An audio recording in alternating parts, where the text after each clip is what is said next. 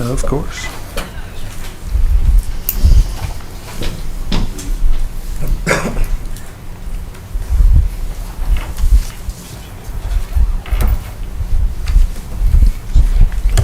Apologize. The council clerk is out today, so I'm kind of doing double duty here.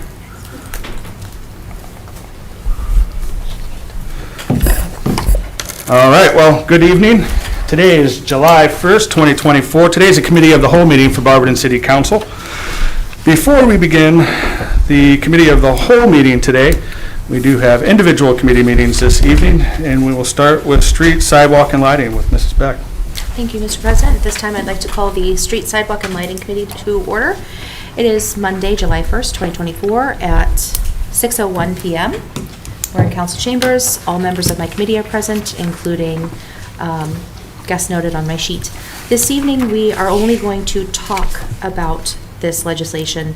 A letter from Michael Tiadecki requesting the legislation to enter into contract with GPD Group, Inc.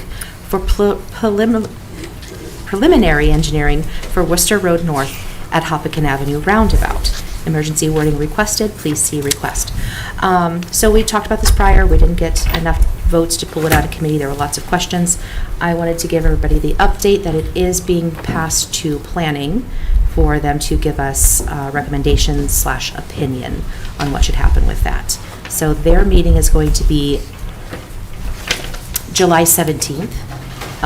So after that, our next meeting is the regular legislative meeting. We'll call a special meeting since this committee doesn't meet on regular legislative nights. This evening, though, what I would like to do is have the committee, the Streets Committee, pose their questions to City Engineer Mr. Tiadecki. He did send us quite a few things regarding this issue. I understand there are many questions rolling about people's heads, and I'd like to have those answered. We're not going to take a vote tonight. This is really just to satisfy the questions. Then we can talk about it on the 22nd. So, Mr. Tiadecki, would you mind coming up?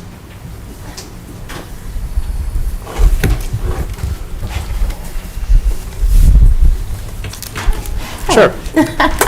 So, I know Monty has a couple. Do you want to ask him a few of your questions, Monty? Mr. Well, I looked at the study from 16. Are we not using this study, or what are we doing? Or is this like for construction?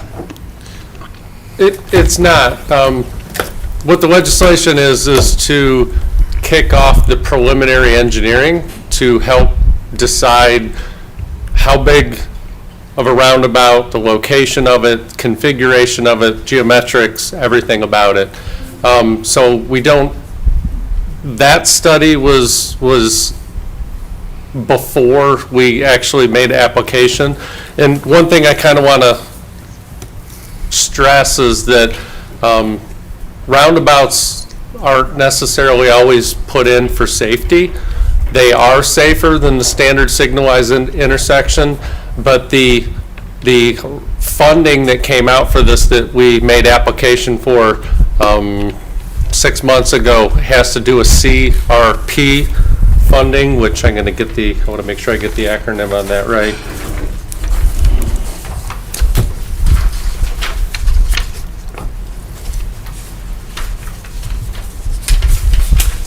That stands for carbon reduction funding.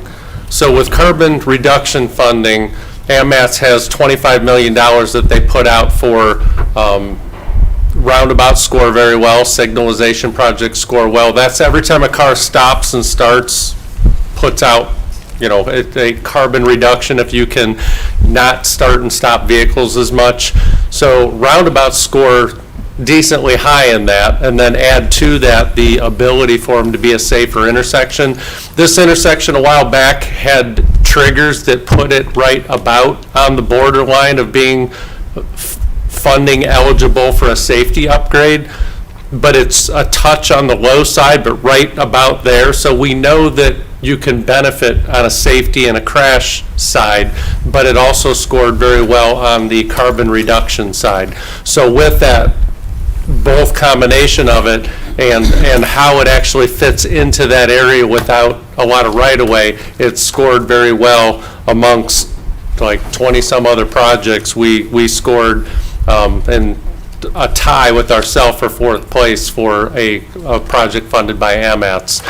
So it's a great project. Again, it will be safer and it will reduce carbon and fits into the footprint. So we don't know how big, we don't know the exact location.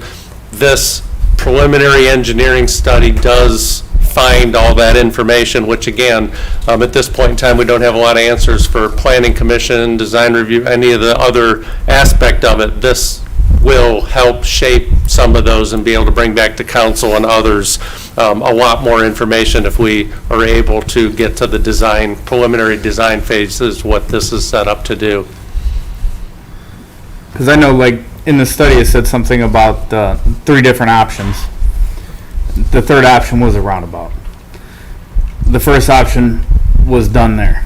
They made a left, if you're going northbound on Worcester Road, left turn only, which cut down on the side swipe accidents, obviously. No right turn for the truck traffic from Hopkins on to Worcester. So we know that they took option 1 back in 16 or 17, whatever it was, and did that, which eliminated a lot of the issues then. So the main issue, I guess, right now is what you're saying is the carbon reduction. I think it does both. Again, it scores well with the carbon reduction, which gets us 90% federal funding for a project to improve that entire intersection. You know, it's nice to rebuild roadways with federal money in your town. This accomplishes that, and it makes it a safer intersection. And actually, the thought would be is to push the roundabout a little bit northwesterly, and then the clearance, even as a pedestrian walking along that edge, I don't even think it's ADA accessible at this point in time to fit a 3-foot minimum wheelchair past between the building, the signal poles and so forth, up and in through that area. So it'll actually be able to push that a little bbit northwesterly and make a lot more pedestrian friendly in and around that area. If you stand there, the building was hit probably 6 months ago, and I was standing out there when a couple days after it, talking with the owners, and as trucks came by and you're standing there just speaking as far away as you can. I mean, the mirrors overhang the road right there, and it wasn't very conducive to stand there or talk even at the edge of the road where you were on the sidewalk. It didn't feel safe there as a pedestrian.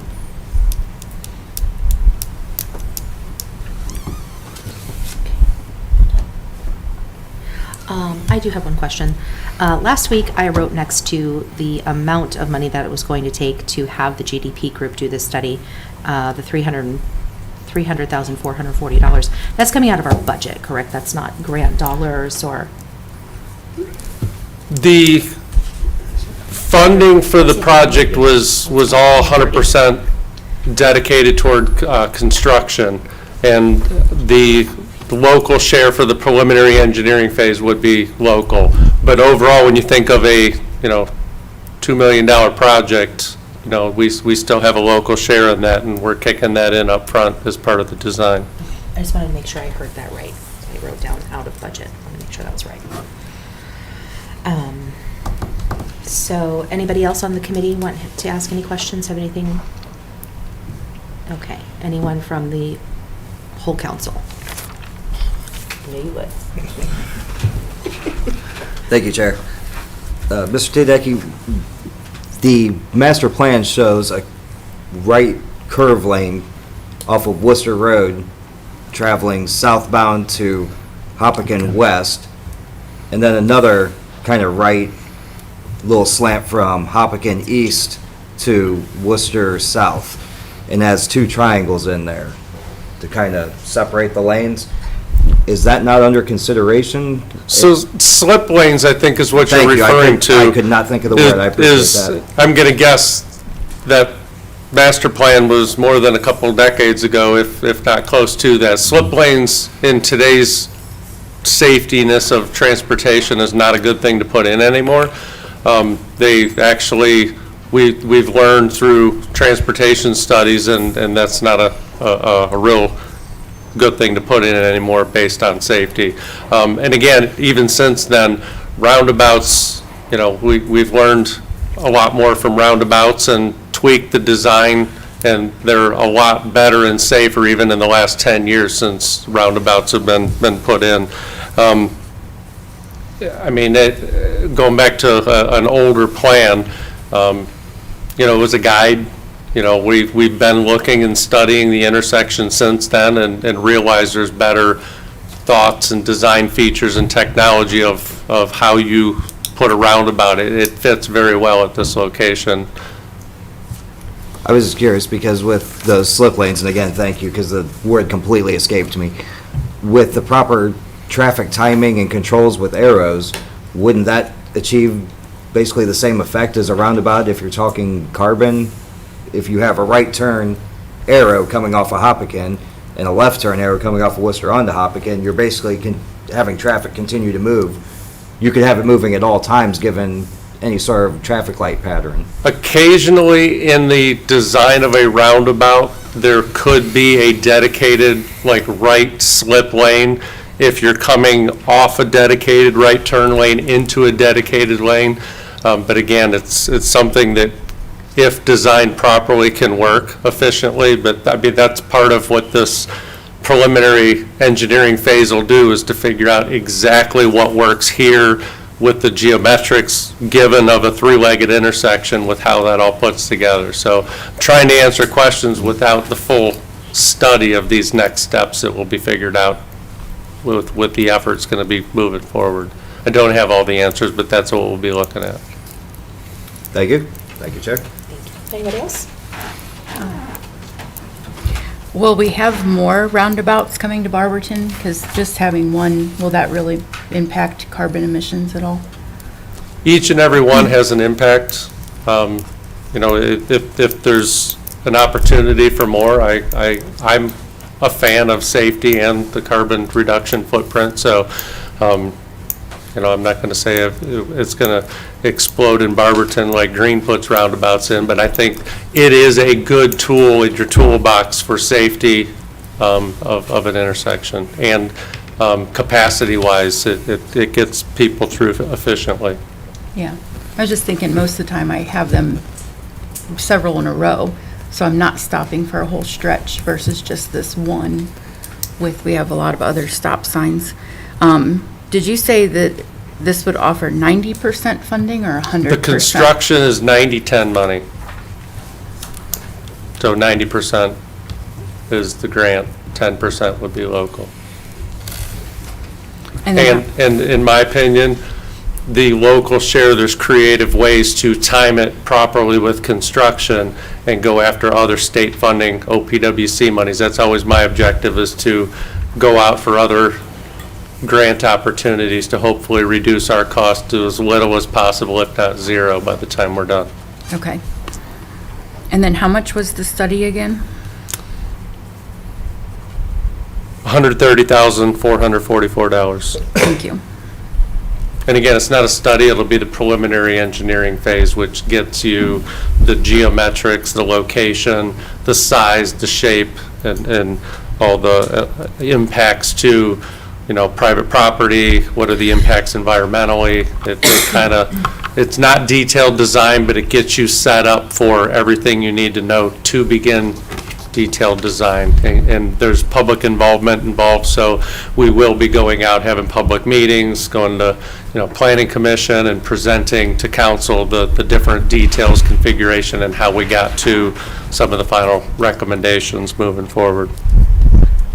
Would there be a cost to do those, that next step of plans? There will be a cost to do final detailed design. But again, I'm already looking at hopeful creative ways to come up with state money or other grant monies to handle some of the more detailed design sections of it. There are grants out there available to do design work that I'm looking into already. Thank you. Okay.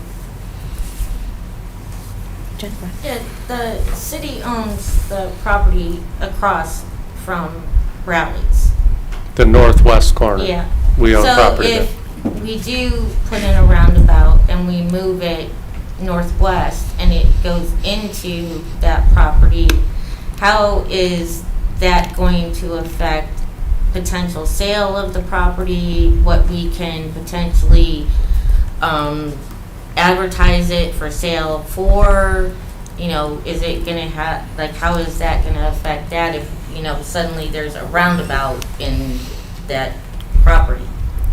Well, the size of the roundabout, again, will be determined by the next steps, but I personally don't believe it would be a negative impact to that area. If anything, I think it'll be a positive asset to that area with the ability to anchor that corner with something, you know, really cool in the center. You do have better drivability through that area when it's done. And again, the impact isn't taking the whole parcel. It will be slicing into, rounding off the edges to a place where the intersection comes together.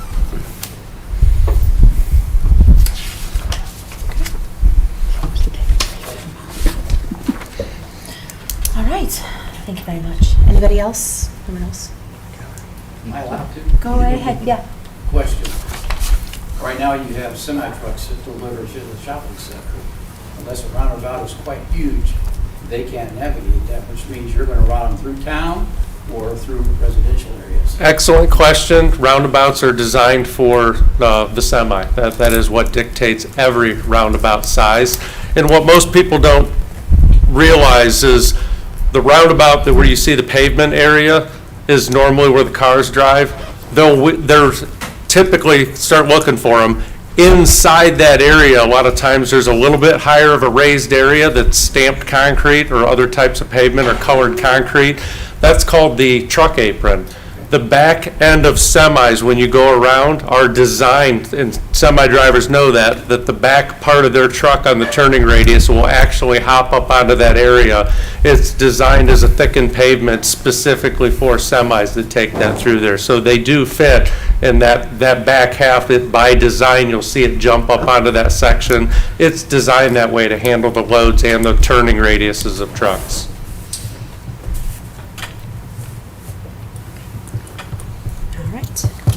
So we will end the discussion unless there's anyone else.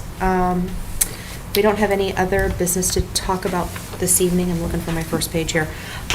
So I'm going to ask for a motion to adjourn. So moved. And a second? I'll second that. Looking at you, man. We are adjourned at 6:18.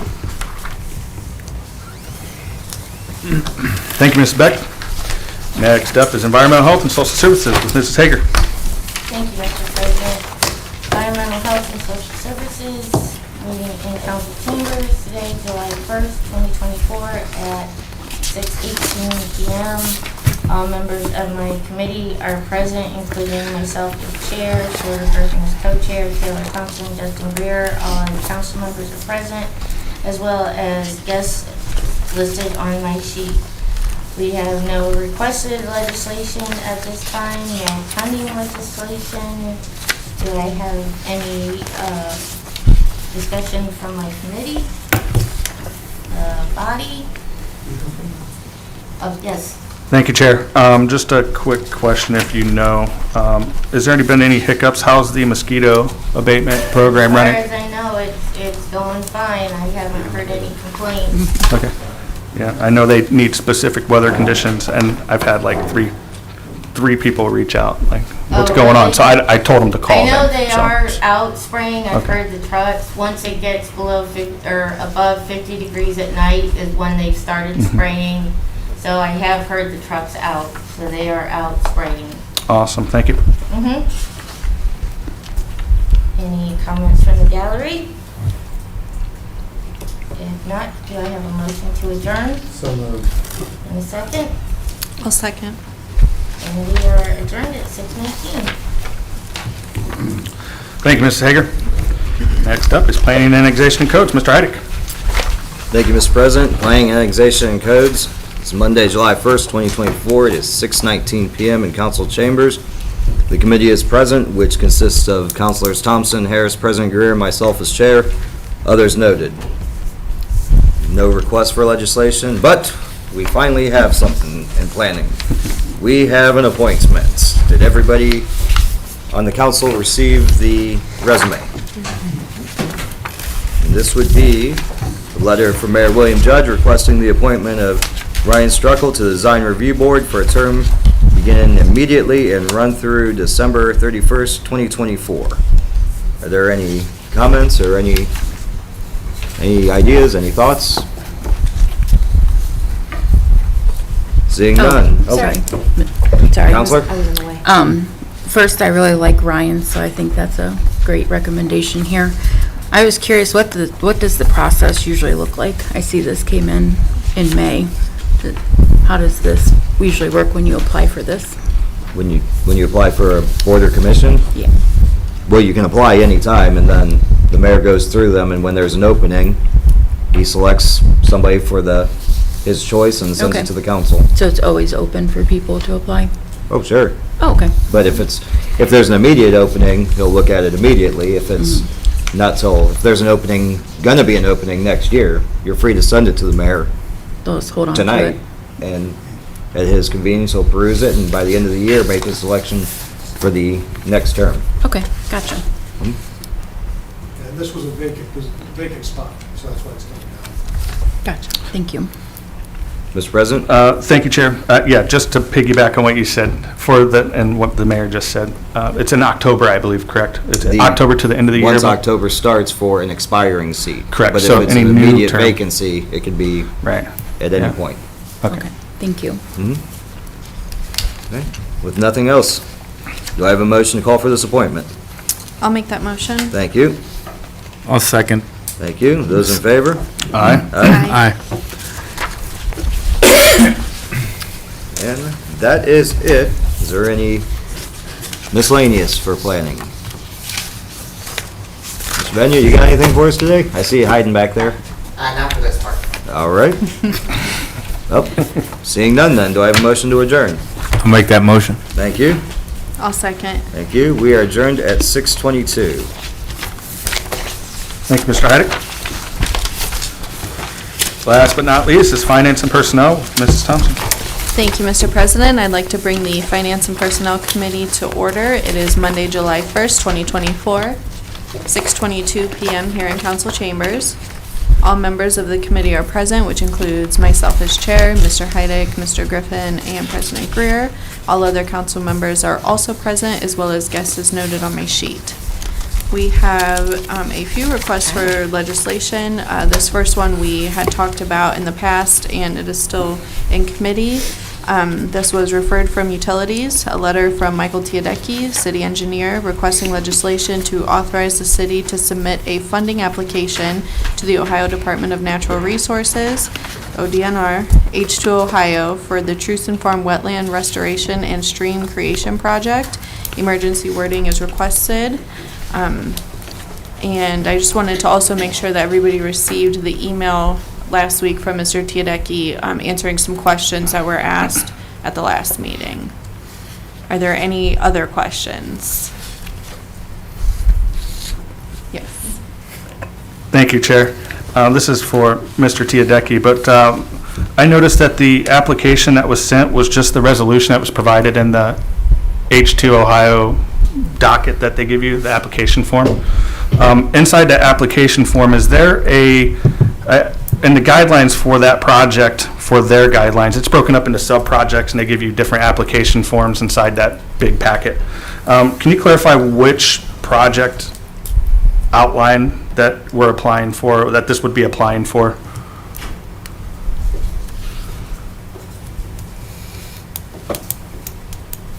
Without having it in front of me, I don't know think that- exactly what you're saying, but There's we're like applying no- for design monies to provide the next step towards what the project, right size it, get all the details, and then future applications to H2 Ohio or Muskegon watershed, we would have a construction cost, construction plans, which would then take it to the ability to build it. So right now, the study part is done.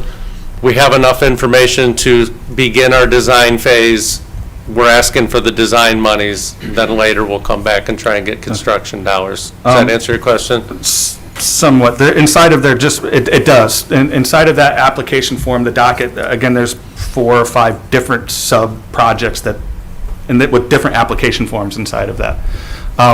There's like land acquisition project, unless I'm looking at a completely different. We are not asking for land acquisition because the land will be donated at the right time that we know exactly how much land is needed. We are doing the design for a construction project, which relates more to water quality, stormwater improvements, and the quality improvement to an existing wetland area. And one last question, just, I'm going to go back with what you just said and relook at the application form. But one of the stipulations in that form is that the land is owned by the person applying for the grant. We got a letter from the current property owner stating the willingness to donate the land when such a time becomes that because right now, not having the full design done, I don't know exactly the boundary, so I don't want to ask for too much or too little. We need to finish the design with the full intent that the property owner's already written a letter stating they will donate the land when we know how much we're asking for. And the granting agency actually called the landowner saying, did you really say this? Did you mean it? And they said, absolutely, yes. I just want to know what the parcel looks like to do the right amount of land, and that satisfied that requirement. Okay, yeah, awesome. Thank you. Thank you, Chair. Are there any other questions for Mr. Tedecki? Mr. Heidig?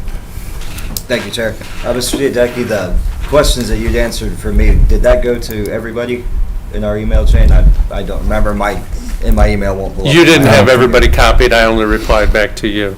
Of course not. My email won't open there. Trying to remember. One question I had was, will this encroach on the PUD that was approved by the Plan Commission and the council years ago?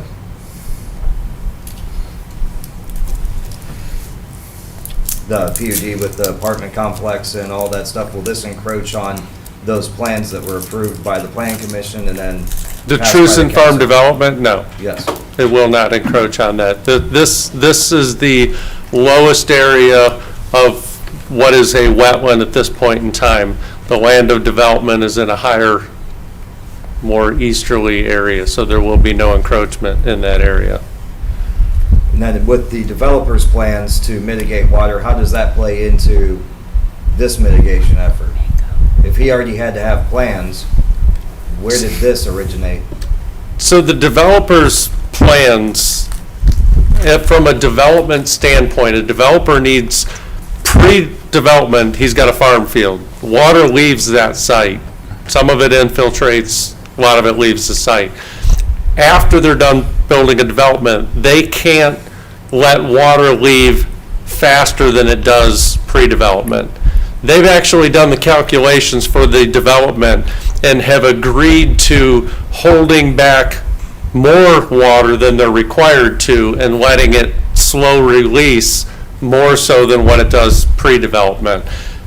When that water is released, that water actually goes to the southern half of this area of the project.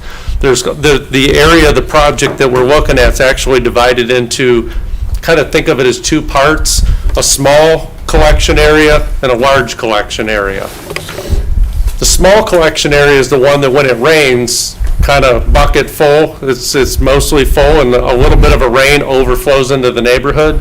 What this project will do is connect the smaller area with the larger area that has a lot more capacity.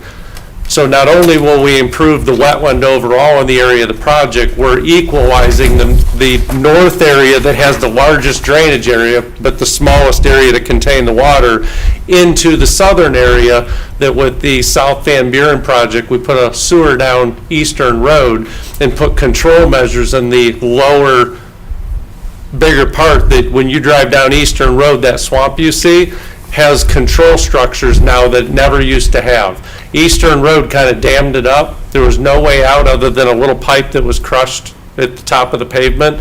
So now there's a way to get that water held at a much more controlled elevation to keep that swamp at the right elevation to maintain a high-quality wetland, but not always be full, and the next rain would overflow Eastern Road. So by connecting the north and the south with a higher quality project helps that whole area down there.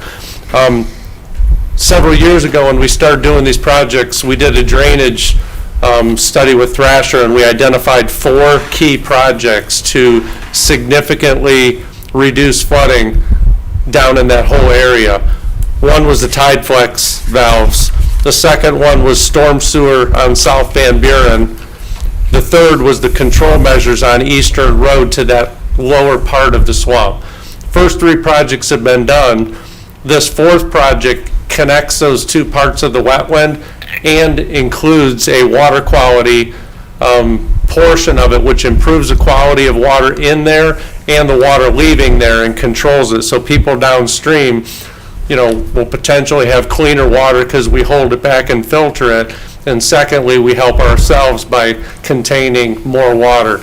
So much so that it's, I think, 21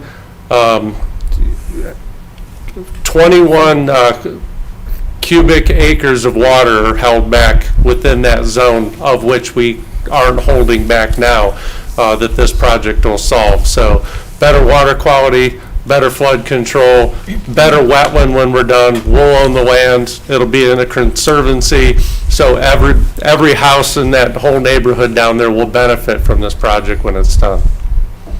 So with that conservancy district, does that have to be rezoned? Is that a zoning issue then? No, as part of the process, we'll work with planning on that, but generally when you do good projects where you put money into a higher quality wetland and putting in the proper ditching and so forth down in that area, you want to put a protection on the work you've created to prevent the stormwater from building on it or filling it in. You want to preserve the improvements we did down there to keep the water quality and the capacity that we're building into it. So we're just preventing somebody from building houses on top of the project that we're putting in. You said there were 4 different projects identified. When were those 4 projects identified? Well, the tide flex we put in last year, South Van Buren project that's currently active right now, put in the other 2 features by putting storm sewer, starting with a 60-inch storm sewer from where Eastern Road and South Van Buren meet all the way north to Snyder.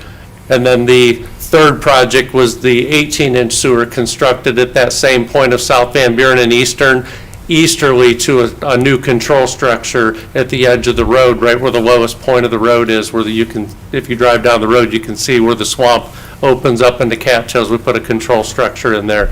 Those were the 3 projects. This 4th project is what we're looking for design monies for. But when were they identified? 2 years ago as part of a Thrasher study, probably March, April, May-ish, we were doing the study of 2022. And the owner is willing to donate the land for this. Why wasn't this ever brought up when the Truson Farms legislation, the 4 pieces were brought to us? I've never heard of donating land for wetlands. I've never heard of conservatory districts. I've never heard any of this. That would place it just before that, maybe? This project's not related to that project. Just because it has the same name, Truson, in it, doesn't mean they're connected projects. But it's part of that current owner's land, am I correct? To the west, it's to the west of where Truson Farms is. It just so happens to be owned by the same owner. It is not connected to the development, nor is it needed for the development. In fact, like I said, their water that they're controlling goes into that southern part that's bigger anyways, and they're not receiving, I won't say they're not receiving benefit, but many people are receiving benefits in that whole area, but this isn't required for their development, nor does the development need this to exist. There's definite separation. It's apples and oranges from what is needed for each project. This particular project helps all of South Barberton. Thank you. Those were, I believe, all my questions, since I can't pull up my email here, but Are there any other questions? Mr. Gary? did you- Can we get a copy of the application that you sent? Yeah. All right. Are Thank there you. any questions from the gallery regarding? the I- project? Oh, Mr. Gary. Just make sure everybody got a chance to speak first. Plain as can be, will the people experience the flooding that they've experienced over the last decades on the south side on Eastern Road? The Without properties this- adjacent to that property. Without this project, you will have benefit, but not as much. If this project moves forward again, it will continue to significantly reduce the chance. No project will ever solve flooding for any community. This project in particular will assist towards the lesser frequency of minimal and medium-sized rains. It will definitely reduce the significance of flooding. One last question, if I may, Chair. I know we're doing the design phase. I'm really familiar with that entire eastern or the southern part of that area. What is the projections of the lowering the water level in that this would keep? What does that water level look like from its current flood stage? At this What are we second in looking at? Are time, we it's taking- actually lower than what the controls are. Are we looking because for it a was 2-foot drop? The controls are set almost to the inch, 2 feet lower than the lowest point of Eastern Road. And normally, in the spring and in the fall, you were 3 to 4 inches below Eastern Road, and then every time it rained, that Yeah. would fill up, and the northern section was already full, and it would spill out quickly into the neighborhood. So Yeah. right now, being July 1st, it's already at a pretty lower level than what the controls are set at. Okay. There's no, like, I have an elevation, it's 2 feet below, and I can Okay. give the 981 point whatever, I could send that out in an email. because there's, with the exactly grade what over that there is literally within the inches down that road, so that's why I was asking how, because I've already ran that and. 2 feet ran lower past than my the property. road, exactly. Okay, awesome, thank you. One thing I want to mention is that the application went in and they allowed us till, I think, July, like the second week in July, to get the resolution so that they would consider our application. All right. Are there any other questions from the gallery? Okay, thank you, Mr. Tedecchi. Hearing none, do I have a motion to call for this? may I ask one more question? Yeah. Mr. Dick, this grant, if it does go through, is this 100% for the design? I don't recall. I believe we have a small portion, and a copy of the grant, I'll get it to you. To be more competitive in the grants, the more money you kick in, the better your chances are, the better you score. And off the top of my head, I believe we were asking for like 80% of the design phase, so we'd have a little bit of money involved in it if we were successful with this grant. I don't have that number in front of me. Thank you. Okay.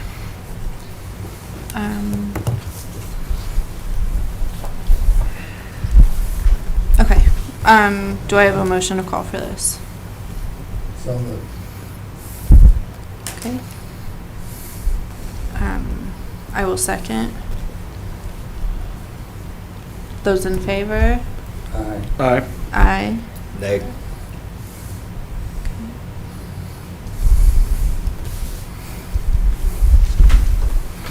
Okay.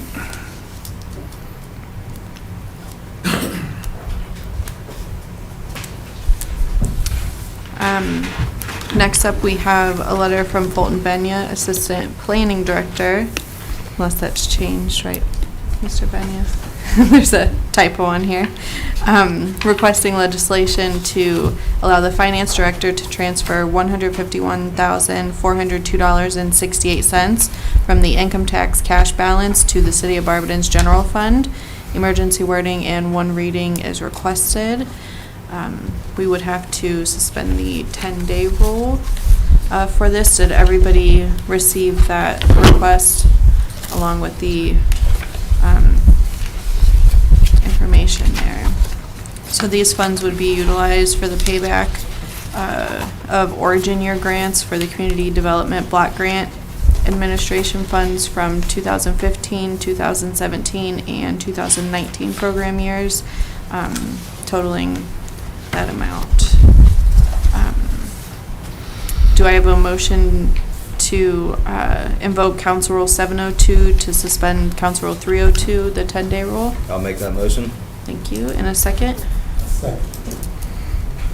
Okay.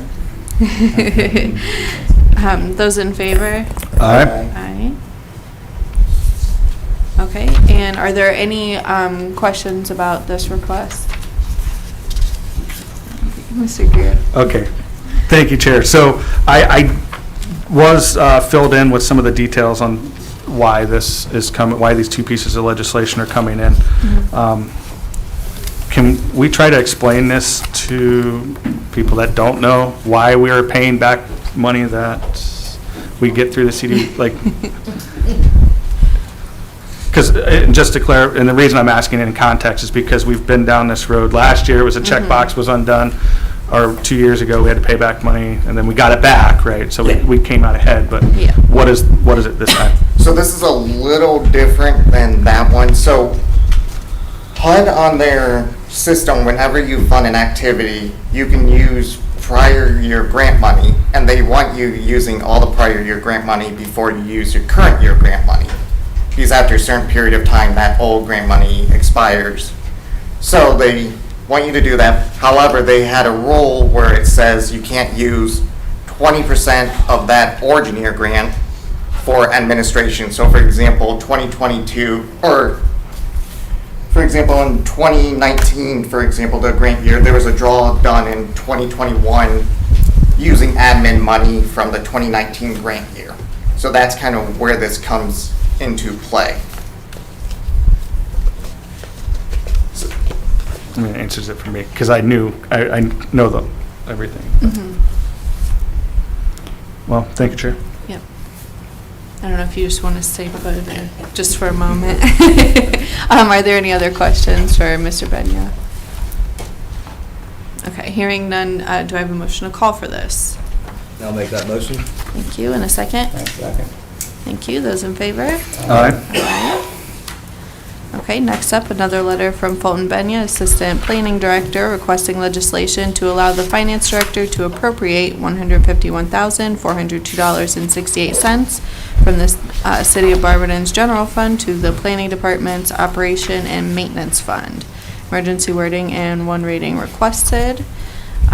Same as the last request, we would have to invoke Council Rule 702 to suspend Council Rule 302, the 10-day rule. Do I have a motion for that? Thank you. In a second? I will second it. Excuse me. Thank you. Those in favor? Aye. Aye.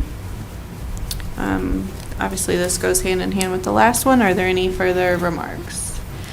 Yes. Thank you, Chair. This is why discussion is important, because questions pop up. Just real quick, though, just for, again, context of this, while we're paying back, from my understanding, and tell me if I'm wrong, while we're paying this money back to them, we are then there's something on where we're going to get this money back, so we're getting it back in some form. Yeah, it'll be able to be used for CDG projects that are not administration. So we can use it for like CDBG demolition, capital infrastructure, economic development, any of those CDBG activities that's not administration. Awesome. Thank you. Thank you, Chair. Just wanted to make. Of course. Okay, can I have a motion to call for this, please? I'll make that motion. Thank you. In a second? second. All right. Those in favor? Aye. Aye. All right, we have no requests for appointments. I will open this up for a miscellaneous discussion from my committee. Yes. Thank you, Chair. Mr. Mayor, how's the building projects coming? I see Representative Romer still here, or I see him still there. I'll let the representative give an update here in a little bit. Some things are moving forward. Thank you. Okay. Any other miscellaneous from council or the gallery for finance? Okay, hearing none, can I have a motion to adjourn, please? I'll make that motion. Mr. Griffin said it first. Oh, Can I have a I will second? second All right. We are adjourned at 6:45. Thank you, Mrs. Thompson. That concludes our individual committee meetings for this evening. I know we've been at it for 45 minutes. Is there any objection just to cruise through the meeting? All right. With no objection, we're going to start the meeting up. All right, today's July 1st, 2024. It's Committee of the Whole meeting for Barberton City Council. I call this meeting to order at 6:45 p.m. Please stand for the Pledge of Allegiance. I pledge allegiance to the flag of the United States of America and to the republic for which it stands, one nation, under God, indivisible, with liberty and justice for all. All right.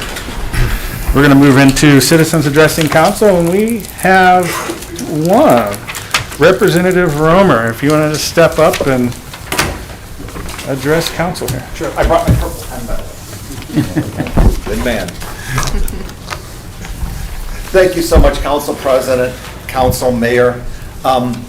It's been a while since I've spoken in Barberton City Council. I first met Mayor Judge, I think in 2010, when I served on Summit County Council. And one of the commitments I made is that I would go to every community I represented. I represented all 31 communities in Summit County. And so I've been here a number of times as part of doing that. I have been here more recently, though, because when I was first elected in starting 2019, we had a massive flood that impacted not only Barberton, but all the communities to the south and the east. And as part of that, we jointly conducted a number of meetings that led to some changes and improvements, such that just last Sunday, I was at an organization, Luna Lake, down in Canal Fulton, almost contiguous, to Summit County. And they were complimentary that there have been no floods at Luna Lake in the past 5 years. So some of the things we've done have obviously paid off. I know there's better coordination on the Tuscarawas River, on the monitoring, on the releasing of water from Portage Lakes, and a number of other things. So I'm glad to hear that the discussion we have, and I love coming to these meetings because I have an opportunity to learn also that that's continuing. As far as what I wanted to talk about tonight, I'm the state representative. Actually, now I'm the chair of the Ways and Means. So from a tax perspective, anything comes through my committee. We work really, really hard. I got home, I think, about 1:15 a.m. last Thursday, but we were able to vote out a number of pieces of legislation. The one that I'm most excited about that impacts Barberton directly is the capital budget. And the mayor and I talked a little bit because it's different this year in a very good way. Typically in the past, there would be about $150 million statewide for capital projects. And those projects had very specific parameters. You couldn't do anything underground, sewers or things like that. You couldn't do any municipal funding for municipal structures, for city halls, for township or village halls or things like that. These are the projects where we typically had done funding for parks and paths and things like that. This was totally different. We were very fortunate in Ohio. We actually had a surplus of funds in our operating budget. We, working with myself and a whole bunch of other people, were able to reduce taxes by $3.1 billion. And even after doing that, doing a lot of additional funding for social service agencies, there was still an extra $700 million. So what the House and Senate did is they came together and they said, House of Representatives, we're going to retain $350 million. The Senate, we're going to retain $350 million, and that will be used, I'm calling it the Transformational Fund. There's some like 8-letter acronym, but to me it's the Transformational Fund. And the rules were a lot different also. And as part of that, in Summit County was a little bit different also, because your current state representative is Jack Daniels, He was appointed relatively recently. While we're going through this process, we started it, it was very exhaustive. We started last November, and the mayor and Judge McKinney and Judge Lanzinger had me down here multiple times to look at this facility next door, other facilities. And as part of that, I was able to submit, but I submitted based upon everything for all of Summit County. So to be quite frank, my district was underfunded because the projects, I represent, I've got everything in right now in northern and western Summit counties.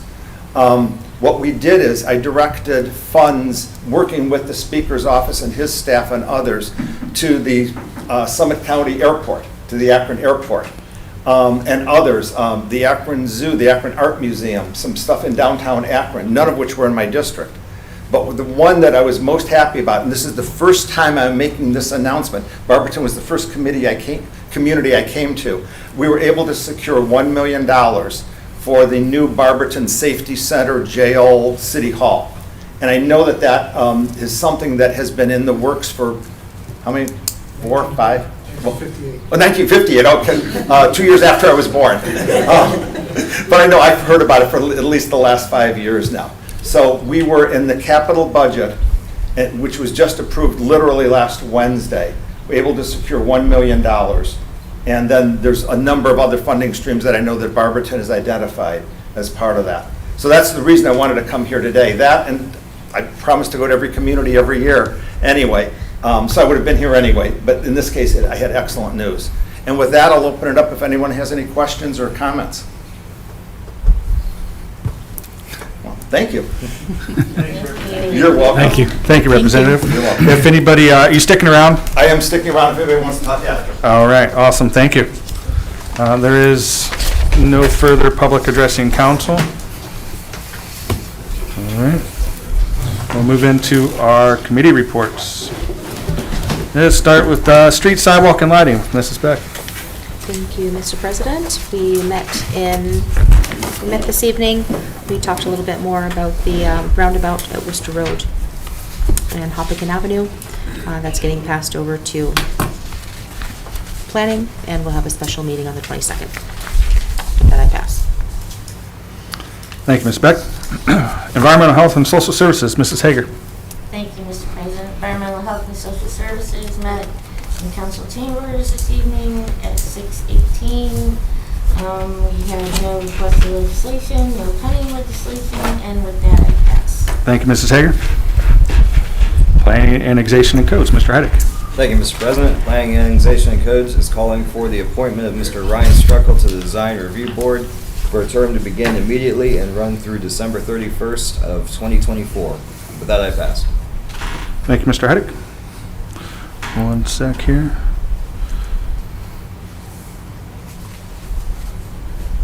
All right. City Properties, Parks, and Recreation, Mr. Cheatham. Thank you, Mr. President. City Properties, Parks, and Recreation met June 24, 2024. One pending legislation and ordinance authorizing the mayor to enter into a contract to sell various city-owned properties and declaring an emergency. I have no other, nothing else pending. With that, I turn it back to you. Thank you, Mr. Cheatham. Public Welfare and Safety, Mr. Harris. Thank you, Mr. President. Public Welfare and Safety met on June 24th, 2024. We have nothing to report, and with that, I'll pass. Thank you, Mr. Harris. Rules, Marketing, and Development, Ms. Gerhart. Thank you, Mr. President. Rules, Marketing, and Development met on June 24th, and we passed out of committee a letter approving the CDBG Annual Action Plan, and we had the foundation present, and with that, I pass. Thank you, Ms. Gerhart. City Utilities, Mr. Griffin. Thank you, Mr. President. City Utilities met on June 24th. All members of my committee were present. Myself as chair, Jennifer Hager, Emily Beck, and Justin Greer, and all others noted. We had no new requests for legislation to call for, but we did have some miscellaneous discussion. Mrs. Gerhart want an update on the water line survey. And so far, we have 255 that's been turned in and completed. Thank you. And I think most of those is in your area, I think, your ward. With that, I'll pass, Mr. President. Thank you, Mr. Gerber. Last but not least, Finance and Personnel, Ms. Thompson. Thank you, Mr. President. Last week, council voted to approve ordinance 53-2024, renewing the current contract with Wicker Insurance. And then tonight, we also had an appointment, last week, Mr. Bradley Angeloff to the Barberton Community Foundation. And then this evening, we met at 6:22 here in council chambers. We had a few requests for legislation, the first being referred from utilities, the legislation to authorize the city to submit a funding application to ODNR for the Truson Farm Wetland Restoration and Stream Creation Project. Emergency wording requested. We also had 2 requests from Fulton Benya, Assistant Planning Director, requesting legislation to allow the Finance Director to transfer $151,402.68 from the income tax cash balance to the City of Barberton's General Fund. We invoked Council Rule 702 to suspend Council Rule 302, the 10-day rule, and that passed. Related to that, we also suspended rules to invoke Council Rule 702 to suspend Council Rule 302 for allowing the Finance Director to appropriate the $151,402.68 from the General Fund to the Planning Department's Operation and Maintenance Fund. We didn't really have any miscellaneous discussion. Mr. Heidick asked how the building projects were going and was told Mr. Romer will speak about that in a moment, and it happened. So we adjourned at 6:45. With that, I will pass. All right, thank you, Mrs. Thompson. That concludes our committee reports. Is there anything from the body? Ms. Beck? I wanted to remind everyone that this is the great weekend of alcohol and explosives, so don't let this be the last few days that you all have 10 digits. So make good choices. Maybe have a DD, a designated detonator who has not overindulged, but have a great time. Happy 4th. Mr. Heidick? Thank you, Mr. President. On that note, fireworks are prohibited in Barberton. We all know what happens. I understand that. It has to be said that we are a community that did prohibit fireworks. Yeah, right. So if anybody gets a ticket, that's on them. Oh, I also wanted to add, if you are indulging in the explosives, somebody's dog in your neighborhood is flipping out, so maybe cut it out at a decent hour. Or husbands with PTSD. Yeah. All right, is there anything else from the body? Anything from department heads? Mr. Shreve, how do we get them higher than 255 out of the whole city? Knock on your neighbor's door, offer to take a picture for them. I don't know. I mean, we've tried water bill inserts, we've tried social media, we've tried talking about it here in council. I mean, grand scheme of things is we can also go by date. So New Haven,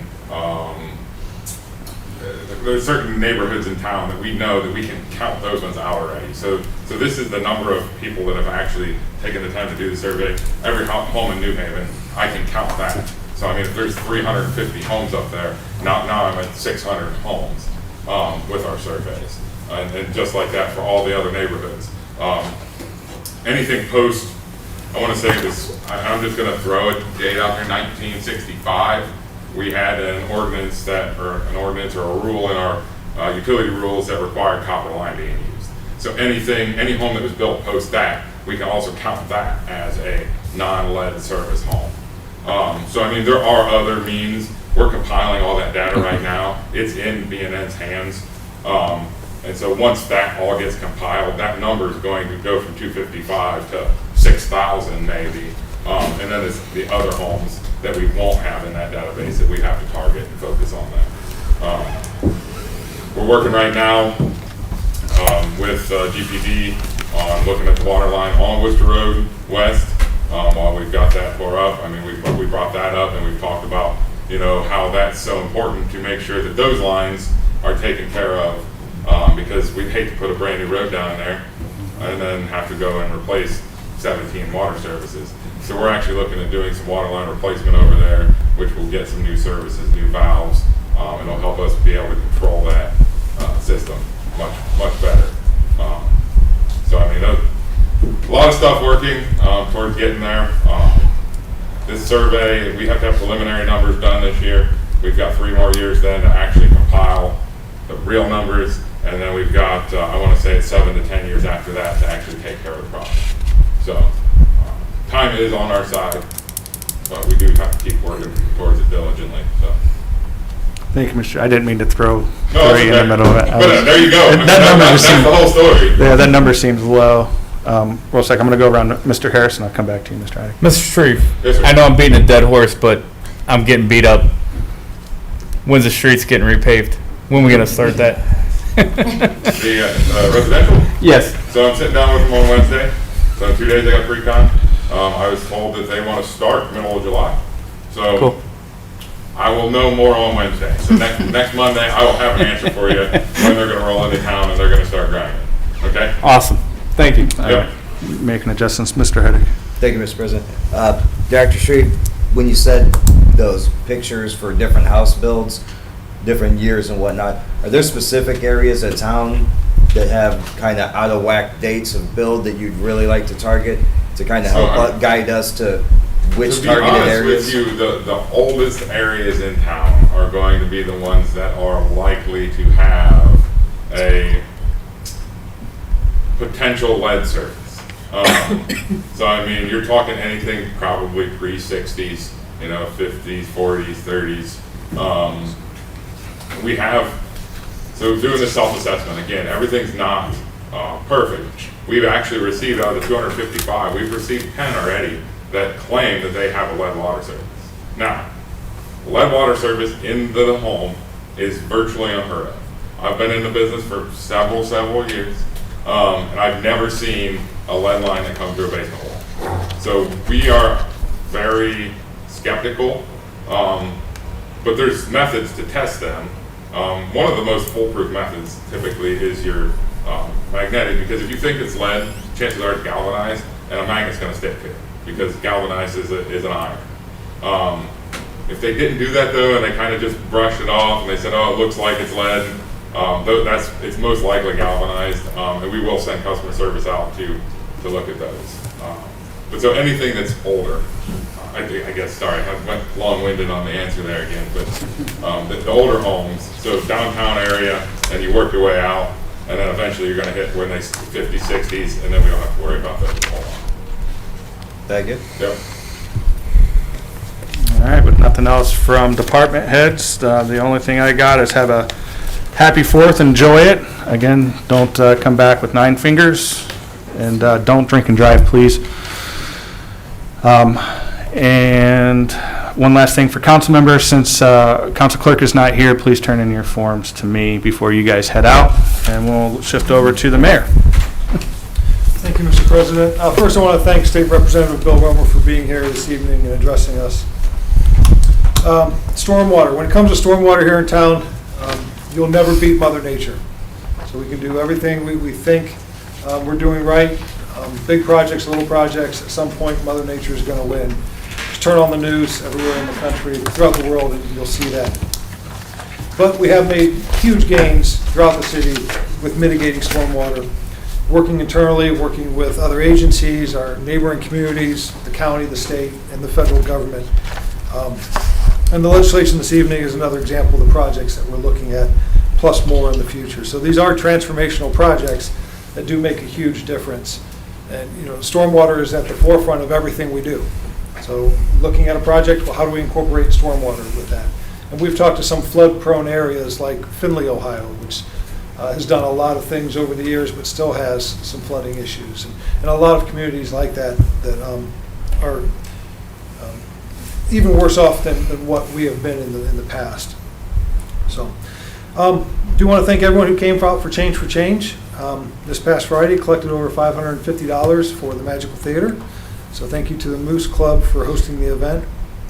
Next Change for Change will be July 26th at Ignite Brewery for Magic's Ready to Learn. As we prepare for the 24 residential resurfacing program, we're also moving forward with our water line replacement program that we started last year. 3 projects that we turned in for funding last year, and I reported earlier this year that we were awarded the money.